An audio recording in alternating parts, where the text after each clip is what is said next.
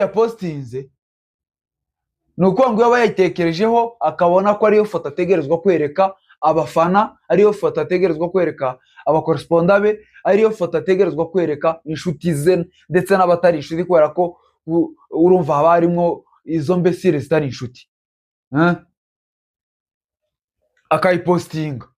Ni ukuvuga ngo iyo yayipostinze kabisa yayemeje, yemezanyijwe n'ibitekerezo bye, yemezanyije n'umutima we ko ari smart.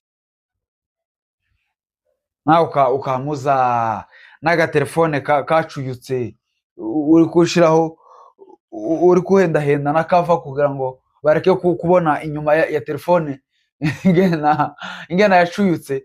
Icyakora telefone hundi mu kintu ndabahaye agaciro, ukamuturukira n'ubwenge bwawe bucafuye kabisa, utoraguye muri mutaru, ukaja ukamandika muri comment y'undi muntu, aba ari kuri Facebook, aba ari kuri Instagram, aba ari kuri iki. Ni ukuvuga ngo hari n'igihe uzi posting habe n'ifoto yawe, ifoto yawe wifotoye wambaye neza, muraba neza nshuti abavandimwe bakunze Bishenyi TV show. Turabasuje cyane mwese inshuti zacu aho muherereye ku migabane itandukanye y'isi. Turabasuje mwese, turabakunda, buri inshuti zacu turabemera, tubaha agaciro gakomeye cyane cyane, murabingenzi muri twe. Hanyuma dutanze mwiriwe kuba bwije, dutanze mwaramutse kuba bukeye, turavuze ngo ati savari nziza ko hari mu rugenzo abagize ibyago, tubahaye mpore, mwihangane cyane. Hanyuma n'abandi bose bari mu bindi, abari mu tuzi, abari mu biki, turababwiye ngo mugire amahirwe meza kandi mugire n'akazi keza, mubashe guhigwa, mubashe kugera kuri byose mwifuza kugeraho. Ndiyo uyu munsi turi hano kubwo kugira ngo dusuhuzanye, turamukanye namwe, ndetse tunabwirane n'ibitagenda hagati y'abafana natwe, kubera ko hari ibintu bimwe biza biba ukabona bisa n'ibitangaje, ukabona bisa nkaho umuntu asa n'ubivuze atabitekereje. Urabaza ngo utese ibyo bintu ni ibihe? Ndaje ndabibasobanurira. Ukabona umuntu baratubabarira, ukabona umuntu arifashe, nifashe hano, nicaye mu maso ya kamera kugira ngo nicare hano, ibimba ngiye kuvuga banabiteguye kandi banabitekereje before nze hano mbivuge. Aho mba mfite umupaka ndategerezwa kurenga wabyo, mba ngiye kuvuga, mba mfite aho ndi bugarukire, mba mfite amaterime ntegerezwa gukoresha. Rero nkumva ko ari ibintu mba nkoze birimo ubunyangamugayo, kubera ko mba nabitekereje ngabikora, kandi ndi umuntu w'umugabo, ndi umuntu mukuru, ndi umuntu uciye ubwenge. Rero ni ukuvuga ngo ibyo ndi kuvuga sindi ko mvuga nje, ko ndavuga muri rusange, ariko ko ndasa n'uri ko itangamo umufano, kubera ko ntabwo noje kuvuga abanyanaka bakabikora agize gutya, akabikora agize gutya. No, ibyo ndi kuvuga yabivuga nsa n'uri ko wivuga, ariko mu byumvire hamwe muri rusange. Rero umuntu akifata akaja muri comment akandika ngo se ngo kugira ngo uvuge gutya ubabuze ibyo uvuga, Numva iryo jambo kugira ngo uvuge gutya babuze ibyo uvuga, iryo turarigarukaho. Aho undi ugasanga noneho hari bamwe bazaba basara akamaja gushaka nimero ya WhatsApp, ukaba usanga yakwandikiye urwandiko ngo nimba mubuze ibyo muvuga, nimba mwarabuze content, ngo iyo muretse.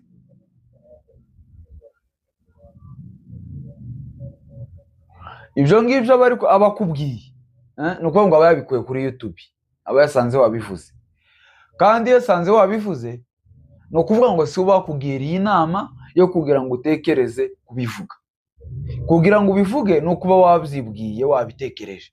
Ariko undi muntu akamaza akamaturuka iriya n'ibihuzu bicafuye n'ubwenge bucafuye n'ubwenge burimo sewage n'ubwenge burimo iki, kutamenya. Ni ukuvuga ngo umuntu uza guca undi intege mu kazi undi akora, mu kintu kibeshejeho undi, mu kintu undi abahaye agaciro, ukamuturuka iriya n'ubwenge bwawe bucafuye kabisa, utoraguye muri mutaru, ukaza ukaja ukamandika muri comment y'undi muntu, haba ari kuri Facebook, haba ari kuri Instagram, haba ari kuri iki.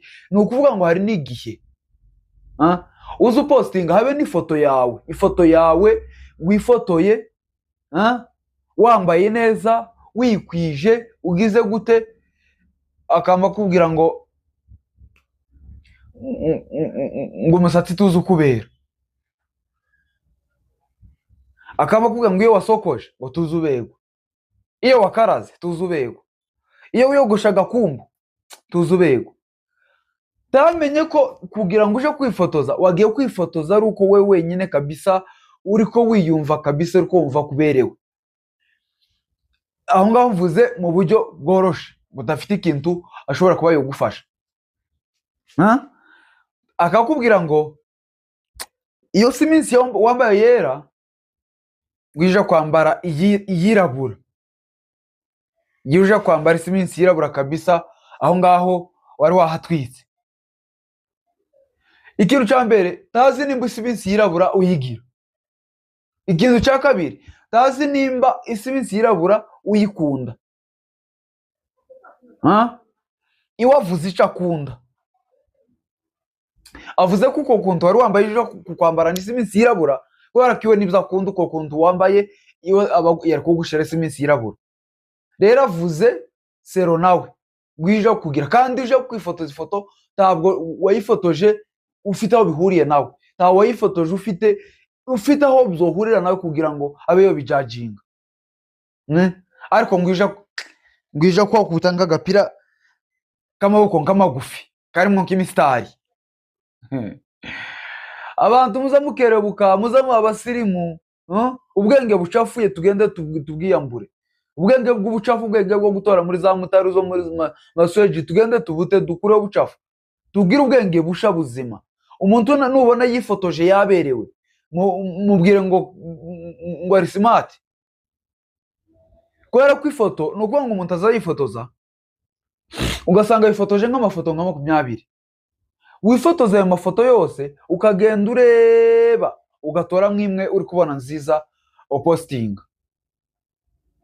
Rero ijya yatoye ya postinze ni ukuvuga ngo yaba yayitekerejeho akabona ko ariyo foto ategerezwa kwereka abafana, ariyo foto ategerezwa kwereka abakoresponda be, ariyo foto ategerezwa kwereka inshuti ze ndetse n'abatari inshuti, kubera ko urumva haba harimo izo mbesire zitari inshuti.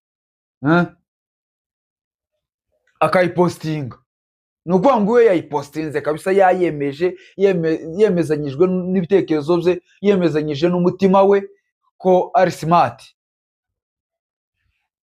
Nawe ukamuza n'agatelefone kacuyutse uri kushiraho, uri kuhendahenda n'akava kugira ngo bareke kubona inyuma ya telefone ingena yacuyutse.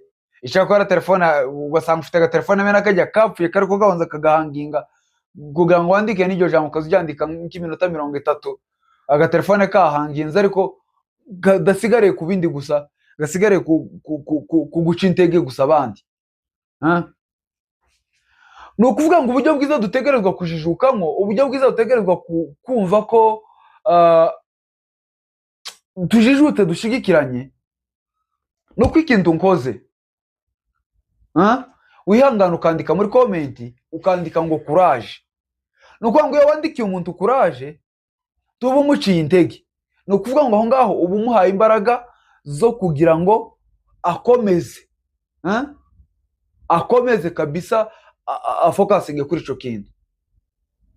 Ariko iyo umubwiye ngo ni ukuvuga ngo hari n'igihe wamwandikira ngo kuraje, mwamara gutangira kuganira nawe ukabona gutangira kumubwira nk'uko kuntu wari kumubwira ngo ija kugira gutya mwaganiriye, wamenye uburyo ari bubyakire, wamenye ko iryo jambo rishamwe akaryakira neza cyangwa akaryakira nabi. Yaba afite kuryakira nabi ukareka kurivuga, yaba afite kuryakira neza ukarivuga, kubera ko nawe ukarivuga uri kuye ku mutima ko umusunguye atari ukugira kumwereka ko taco yakoze, kandi aba yagikoze n'ibyo byose aba yakoresheje ataba harimo intuze yawe, ukuboko kwawe. Rero abantu tugende tworohe.